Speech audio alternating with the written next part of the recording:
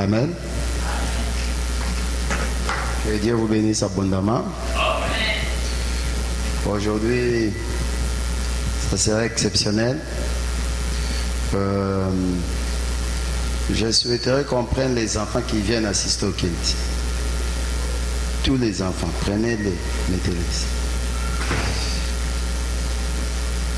Je vais lire, si on peut s'élever, au pasteur Saint pour cette belle lecture. Amen. Vous savez, comme je le dis souvent, nous allons prêcher avec vous. Cette prédication, lorsque vous allez l'écouter, je vais vous demander un petit service. C'est le suivant. Seulement, après la dite prédication, partagez cette prédication aux autres. Donc, c'est que l'Esprit de Dieu va nous parler juste 30 minutes. Faites un effort de partager cette prédication aux autres. Parce que, vous savez, je ne suis pas sûr que nous allons encore reprendre cette prédication.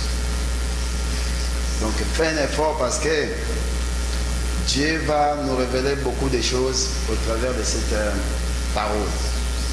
Vous connaissez un frère, un ami qui prie avec nous, soit qui ne prie pas avec nous, mais fait grâce. Partage cette parole avec ces messieurs, cette dame. Vous serez parfaitement bénis si vous le faites. Gloire à Dieu. Dites Amen bien. Amen. Vous savez, j'aimerais assez que vous participez avec moi dans cette parole. Nous sommes en train de faire une série de prédications concernant la prière. Aujourd'hui, je vais parler de 4 éléments. L'autre fois, j'avais parlé sur des histoires, les principes de la prière. Mais aujourd'hui, je vais parler de 4 choses. Je lis 2 passages bibliques que je vais interpréter. Et avec ces 2 passages, nous allons donner quelques éléments de la prière. Aujourd'hui, je vais parler sur pourquoi prier. Je vais parler du rôle du Saint-Esprit. Je vais parler du ministère spirituel, le monde physique et le monde spirituel. Je vais tenter aussi de parler des éléments qu'il faut utiliser pour la prière. Dans moins de 30 minutes, je crois, nous allons clôturer cette prédication. Dites Amen bien. Amen. Le deuxième passage concerne, c'est juste l'histoire de Josué et les 10 lépreux. Peut-être vous connaissez déjà cette histoire, mais je vais vous donner seulement une idée. Jésus était un homme de miracles. Il passait de ville en ville pour prêcher la parole et autant faire aussi des miracles. Mais il s'avérait que ces jours-là, lorsqu'il passait, il y avait 10 personnes souffrant de la lèpre. Et cette maladie, la Bible nous dit, cette maladie mène qu'à la mort. Si vous avez atteint de la lèpre, vous ne pouvez pas vivre avec la population. C'était ça le principe. Donc vous allez être hors de la cité. Vous ne pouvez pas être en contact avec les gens de peur que ces gens-là ils soient contaminés avec cette maladie. Il s'avérait qu'il y avait 10 personnes. Ces 10 personnes souffraient de cette maladie. Ils ont appris que Jésus-Christ passait seulement. Dites Amen bien. Une parenthèse. Vous devez mettre ça dans votre tête. Que prier ce n'est pas facile. Si prier c'était facile, tout le monde allait prier. Pour prier c'est très difficile. Beaucoup de gens ne savent pas cela. Ils pensent que prier c'est facile. Faire le bruit c'est facile. Mais prier c'est très difficile. Je le répète encore. Pour prier ce n'est pas facile. Mais pour faire des bruits ou parler, c'est très facile.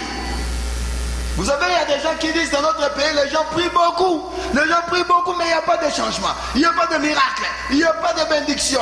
Les gens sont en train de souffrir. Je vous dis, les gens ne prient pas beaucoup. Il y a une nette différence entre prier et parler, faire de bruit. C'est pourquoi j'avais dit, prier, c'est très difficile. Je vous le dis aujourd'hui. Et vous le saurez avec moi que prier, c'est pas facile. Peut-être parler que j'ai pris, c'est facile.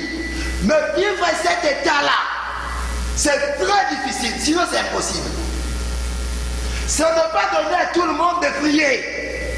Et ce n'est pas aussi facile de s'adapter dans la prière. Si tel était le cas, tout le monde allait prier.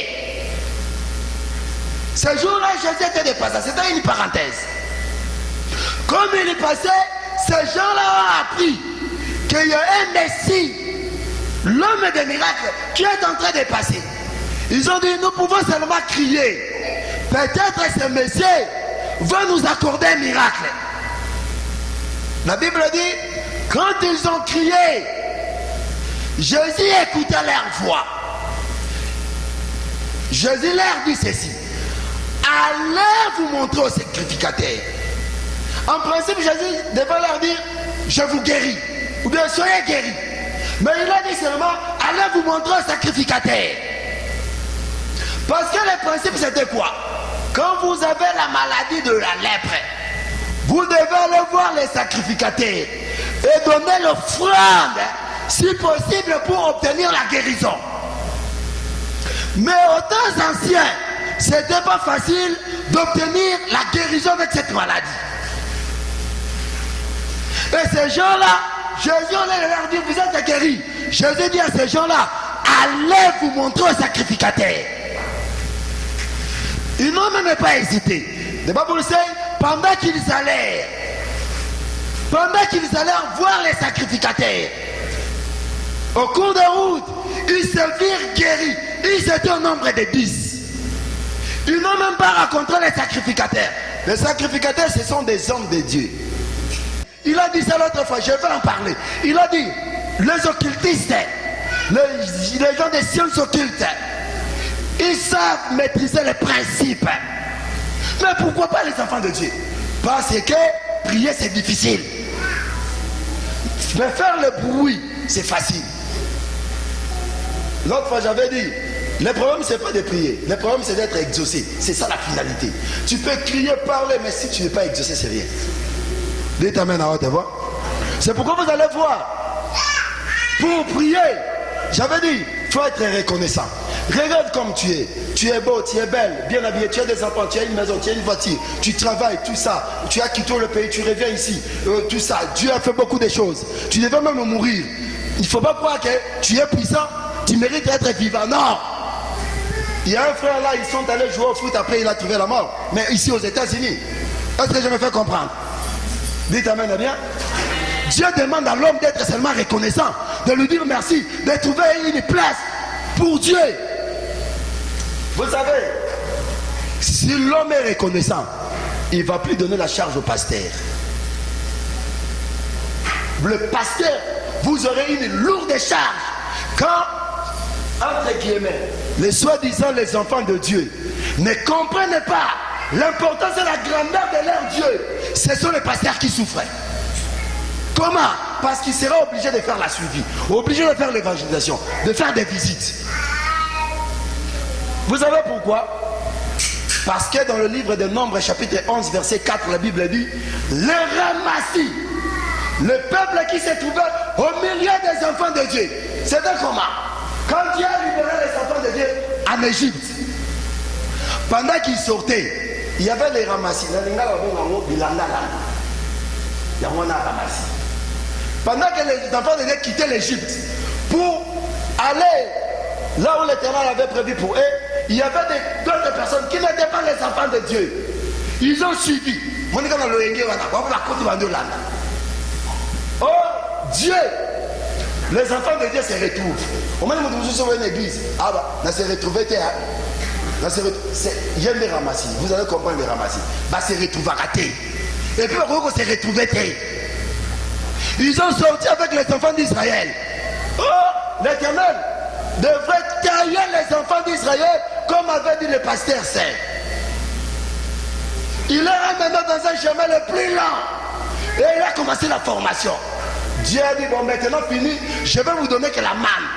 papa bavanda na désert man kaka ekitaka ndeko na ngai oliaka nango kaka man na man chaque jour man na man salaka expérience biaka kaka matembele chaque jour une année 2 ans 3. Dieu a donné que la manne, ça c'est le premier test. La manne. Les ramassis, les gens qui étaient au milieu des peuples de Dieu, ils ont dit non. En Égypte d'abord, voilà maintenant les revendications. Ils ont dit en Égypte d'abord, il y avait le nembi, il y avait le concombre, il y avait le poulet, il y avait ceci. Comment il peut nous amener ici pour nous donner que la manne? Non. Les ramassis qui se trouvaient au milieu des peuples de Dieu révoltaient contre l'Éternel. Oh, l'Éternel savait qu'ils étaient les ramassis. C'est ça les gens qui ne sont pas des enfants de Dieu qui s'infiltrent dans l'église. On les reconnaît comment? Baron pas l'église, il faut ça avoir suivi. Ça il est suivi, rien n'a été. Ce sont les ennemis de la prière. Les gens pareils. Vous aurez la difficulté pour avancer dans l'église. Le ramassis qui se trouve au milieu des peuples de Dieu. Attendez aussi cette église. Surtout que vous avez ramassé ma faute modérateur à Salaki, ma faute pasteur Laura Salaki, ma faute prophète Chadar Rosala, ma faute pasteur Moussa Rosal. Ramassez Moussa Nangwa. Qu'est-ce qu'ils ont prêché? Là-bas, au lieu de parler de ma pas bien conjugué, j'ai compris qu'il devait parler de elle, mais j'ai dit c'était une erreur. Ce n'est pas ça la prédication. Mais les ramassis qui se trouvent au milieu des peuples de Dieu, papa, ce qui a bello qui est à l'église, à l'ongwe naïe.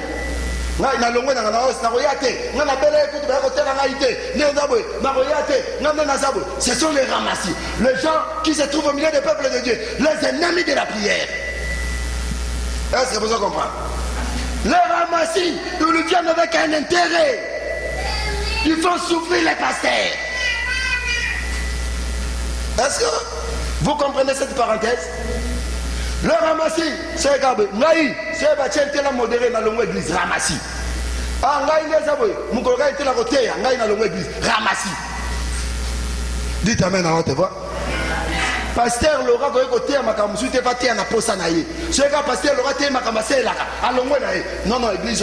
Non, faut amener un abaye chimbok. Et on va tirer. On a l'église. Ramassis. Les ramassis, ils se trouvent au milieu des peuples de Dieu. Ils ont besoin seulement de leur satisfaire. Nzamba tritila bango man balingi manete bango balingi baliaka basoso batie ba oignon basoso batie ba ail bandemi ba réfléchir que ndemi ekitite ba oignon ba tomate ba sauce ezate ba révolter nzamba ebino vous allez ramasser, vous allez périr. Ce sont des gens pareils dans l'église de Dieu. Est-ce que vous comprenez? C'est kaka bamoni asali mabe pasteur ate yango alongwe na ye ongo na koya église te pona kaka pona. Est-ce que ce sont des raisons pour koya l'église?